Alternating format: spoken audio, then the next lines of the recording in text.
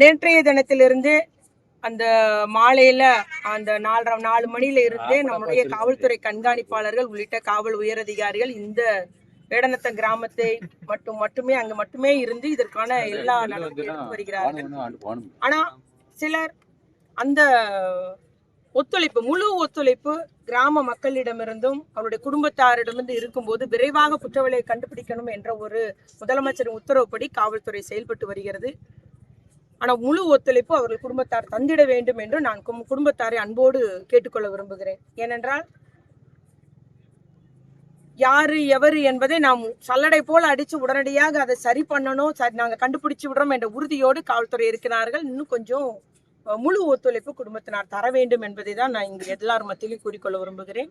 அதுபோல ஏனென்றால் நான் ஏன் அந்த வார்த்தையை சொல்றேன்னா, இன்றைய காலையில 10 மணி அளவில் குழந்தைகள் ஆணைய தலைவர் வந்தாங்கன்னு கேள்விப்பட்டேன்.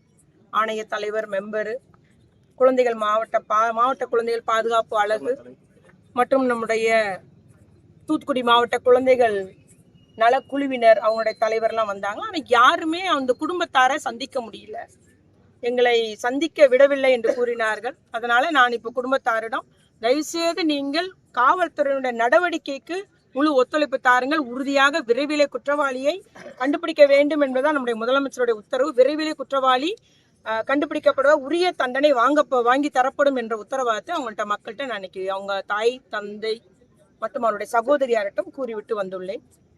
ஏனென்றால் இதுல சில அரசியல் கட்சிகள் தேர்தல் நேரம் இதை அரசியல் ஆக்குகிறார்கள். ஆனால் நம்ம அரசியல் ஆக்க வேண்டிய தேவையில்லை. இதெல்லாம் யாரா இருந்தாலும் எந்த கட்சியும் நான் கேட்கறது அதுதான்.